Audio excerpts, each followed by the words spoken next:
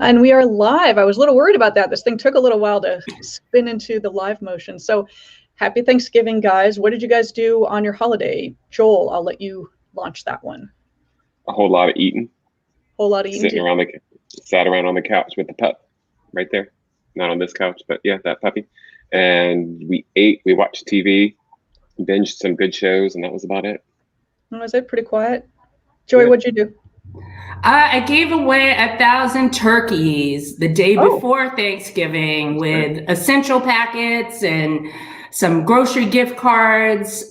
So it was a really fulfilling day, Wednesday. And then my parents cooked on Thursday.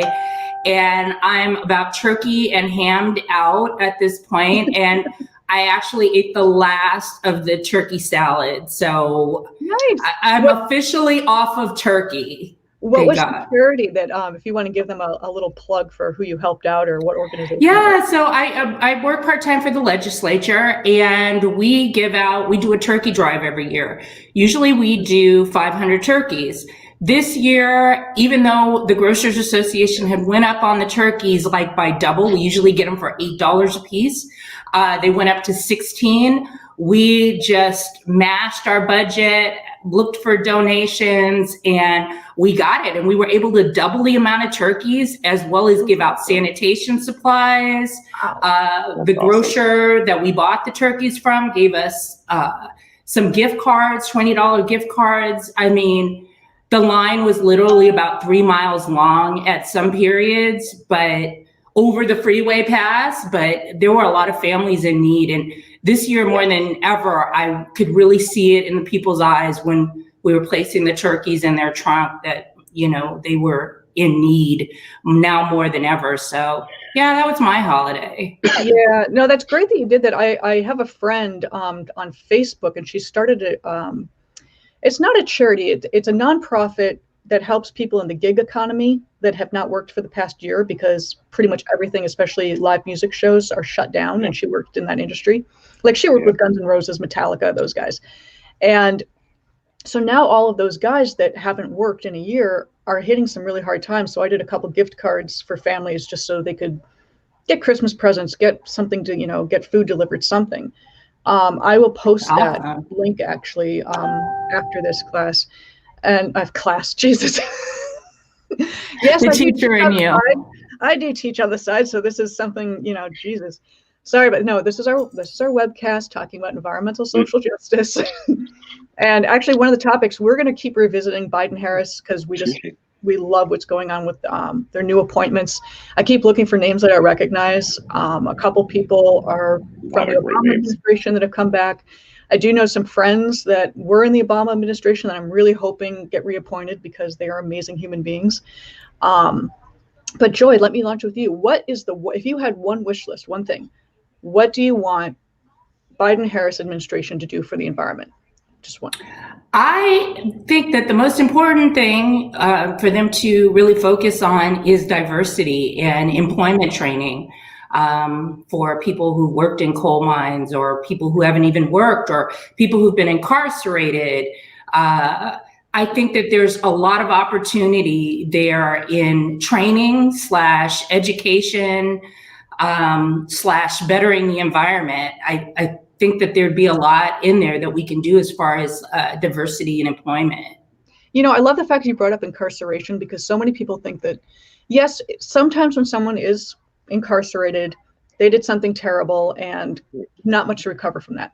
But there's a vast majority of people, it's just stupid crimes or they had a bad lawyer or just, you know, the judicial system was not on their side for a multitude of reasons. So when they get out, they are literally very little prospect. So little shout out, Homeboy Industries is a huge. I love their food too. Love their food, love everything they do. They do electronic recycling. Like I think they're the only place in Los Angeles County that takes in electronics for recycling. And then there's Chrysalis is another non-for-profit downtown LA. I used to volunteer for them. And they help people that are either homeless, nearly homeless, or coming out of, you know, jail or prison and doing job training. I would teach people how to use computers. Something that we all take for advantage is we know how to do email. We know how to set up an account. We would teach these things, you know, how to write your resume. And so those are just two organizations that I think don't get enough attention for everything they do. I'm Go going ahead. to give a shout out to another one called Step Up on Second. They actually, I went to tour. They will basically buy like old hotels, and they'll turn them into studio apartments, and they take people off the street and literally teach them how to live again. Wow. And so I toured a facility that they have in Hollywood, and it was incredible. They're basically like studio apartments, and the stories that I were hearing, I mean, it's stuff you can't even imagine. I mean, people will show up and they sleep on the floor. They don't unpack. They, don't know how to use a lock. Literally don't know how to live in a property anymore. But then they also have like up on the roof, they'll be growing vegetables. So people will live there, and they also have to work. They have to do different things to help contribute back. And they're an awesome organization. It's really good. I mean, the stories that I heard that when I toured there, it was just stuff that you can't imagine. That's fantastic. I love the fact they're growing their own vegetables on the roof. Everybody should check them out. Step Up on Second. I talk about them as much as I possibly can. They do incredible work. I will add that. What I'll do is after this is over, I'll add some links to all of our favorite charities and 50 nonprofits that we discussed. Joy, if I don't know if you want me to add in Autumn's. With the Assembly District. Yeah, definitely. They do a lot of support for the community. Oh yeah. Pardon me? And the group that I'm a member of, Home for Home, I love that. Home for Home, I love. Every time Joel sells a house, or he takes part of his commission and helps other people buy a home. Oh, bravo! We don't help them buy them. We actually build them for them. So they're being built in Guatemala, and so they're for people who literally never had a door or a roof or a window, and now they have a safe structure. Basically living in what we would deem as a shanty, and now they have. And they're not elaborate. They're basically just cinder block cubes, but they actually have shelter and locking doors and a window. And it's everybody should check them out. Homeforhome.org. And you can join. I'll add that to our list. Fundraiser. Yeah, I'll give you my flip calls for my fundraising page.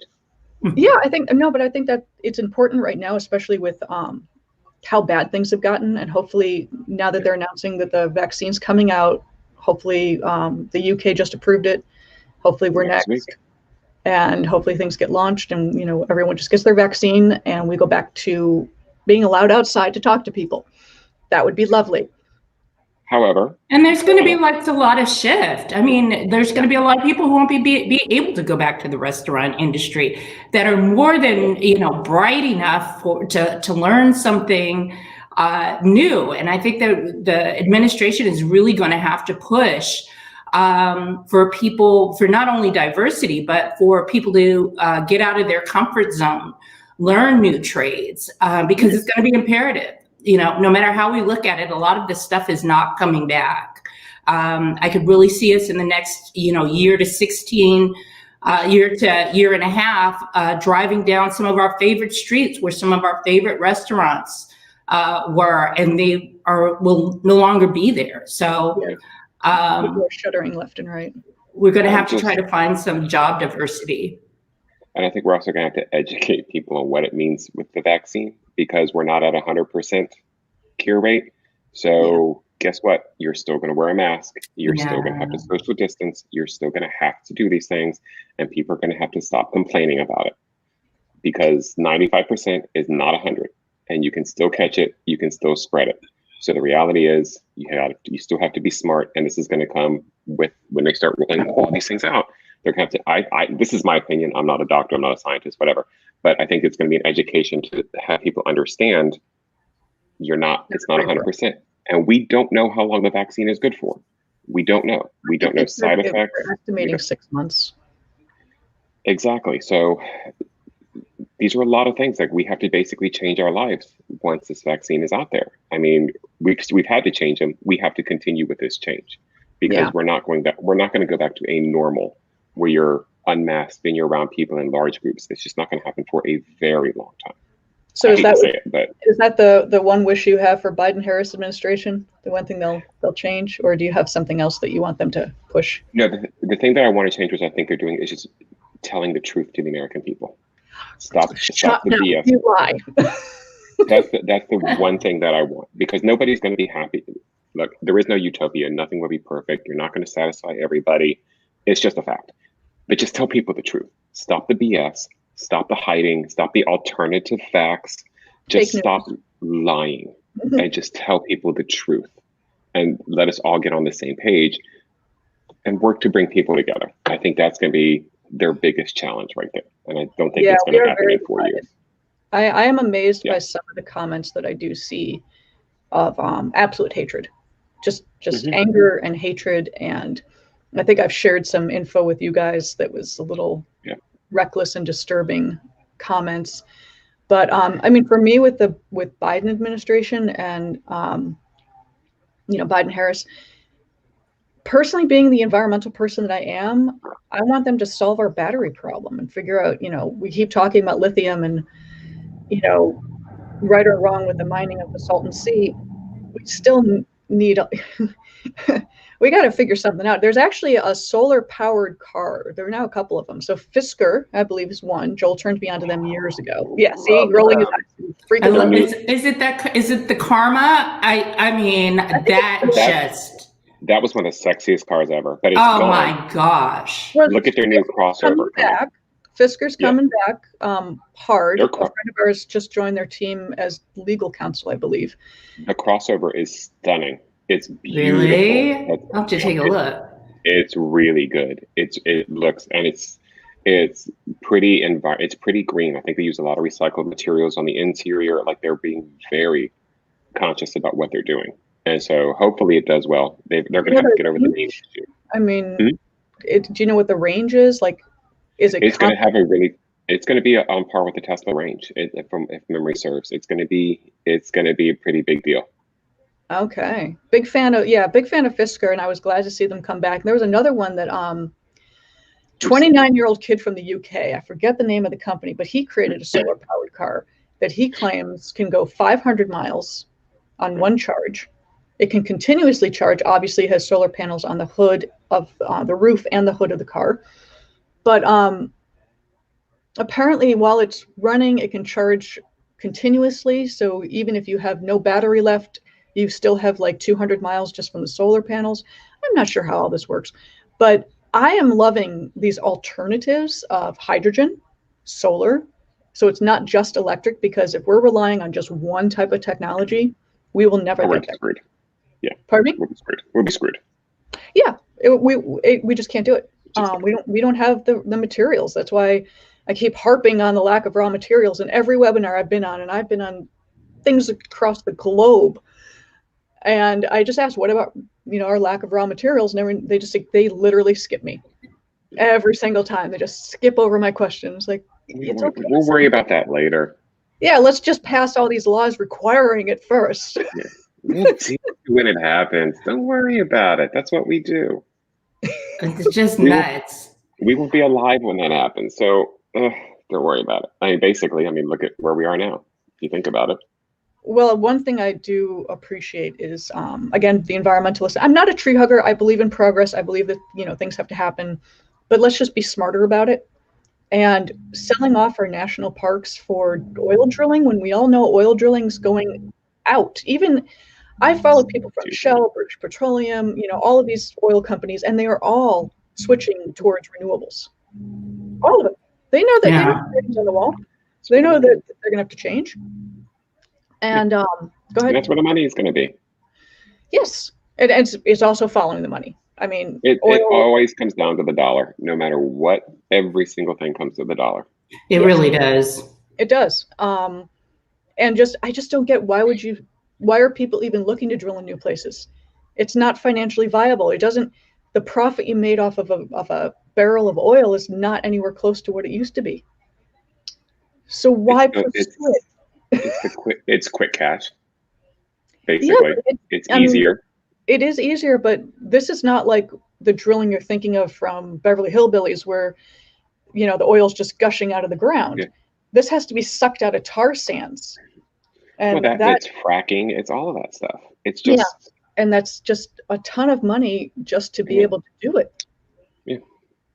And Wendy Sugar, out of EPA, that careers are slow walking some of these bad ideas, so hopefully Arctic drilling will not happen. Oh, Biden. I think Biden will overturn that in a heartbeat. Yeah, absolutely. Thank you, Wendy. That was an awesome comment, and thank you for sharing. Again, anyone who's watching, I have no idea who's on or until you comment or say hi. We can't see you. So, a little stalkery, but it's all right. I'm sorry? It's a little stalkery, but that's okay. I am a cyber stalker. I call it research. Especially people who are trolling.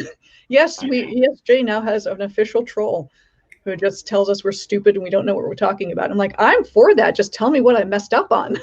Yeah. No, you'd be surprised how many people literally have nothing to do but be angry at this point. So I know. It's like if I screwed up data, by all means, correct me. Tell me what I got wrong. I read as many articles as I can, but if something came out that's new, I missed it. It's not a big deal. And also, this is opinions. We're all giving our personal opinions on things and, what we'd like to see change in the world. And it's keeping us environmental people together during a time when, things. Yeah. You and I used to go to a lot of social events with the environmental. Oh my gosh. All the young professional in energy. Shout out to anybody that's a member. I look forward to putting on even larger events. Some of them we had were like 500 people. Yeah. So we had one at Red Bull in Santa Monica, and we had like 500 or 600 people. Well, I'll make sure you get the invite this time, but we've got to wait till this whole virus thing settles down. I know. And according to Joel, even if we get the vaccine, we're still in lockdown for a little while. So. Yeah. Don't you hate seeing your friends now, and like friends that you'd usually run up and hug, and you're like, and then you think about it, and then you're like, oh, elbow. Yes. Oh, I know. It's like a lot of people. It's like, I saw you on social media. I am not hugging you. Not happening. So like that's the part where I'm like, ooh, no. Yeah. No. Yeah. I'm the one that runs up with arms open, like, oh shit, that's right, I can't do that. Yeah. It's like, oh hey you. Yeah, it's that kind of thing. Mm-hmm. No, it'll be good. I mean, it's so funny that you just mentioned an event, and I can't imagine going back to an event. I can't imagine what that's going to be like. Everybody's going to be so socially awkward that you're going to be like, bah. It's going to be like that. It's like, do you wear your gloves? Do you drink out of a cup? Do you what? I'm glad you brought that up. With the whole restaurant shutdown, which I love the fact that many of our people in power are being caught in restaurants and then apologizing, saying, whoops, sorry. Please stop going to restaurants when you tell the rest of us we can't. But aside from that, the amount of plastic, I mean, everywhere you go is now in a single serve, ketchup, mustard, all of that single serve now is very wasteful. You have plastic utensils, plastic cups, styrofoam. God, I hate styrofoam. So with this whole pandemic, we have generated so much garbage. I mean, an obscene amount of garbage has been generated because they're now forced to do it this way. There's actually an online course, COVID-19 officer, so basically movie sets and stuff. And I took it for fun. So basically I'm now a certified COVID-19 officer, compliance officer rather. And the rules of the disposable sanitary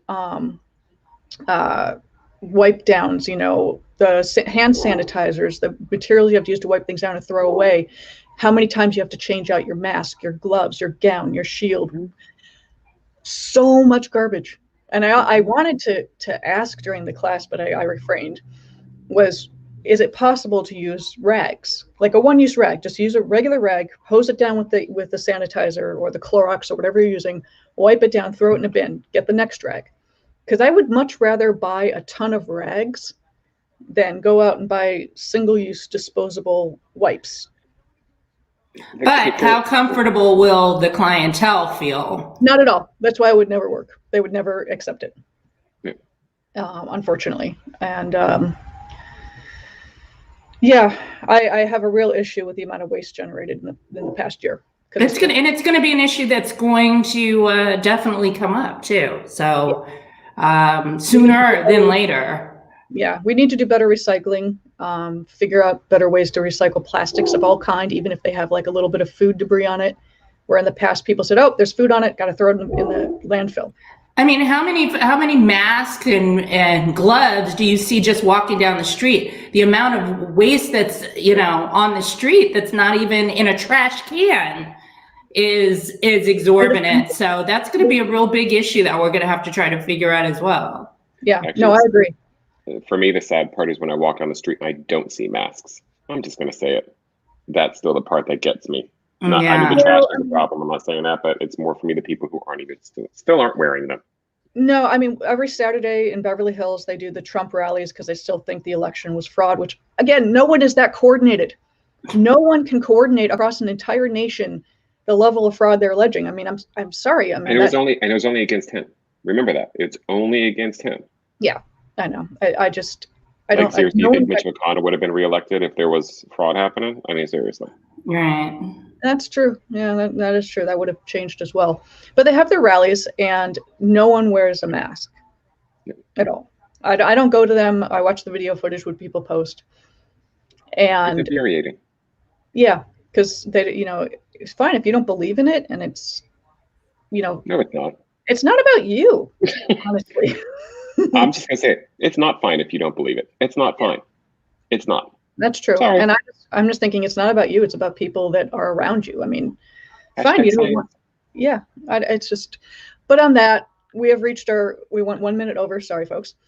But on that, we are taking next week off, taking a little break.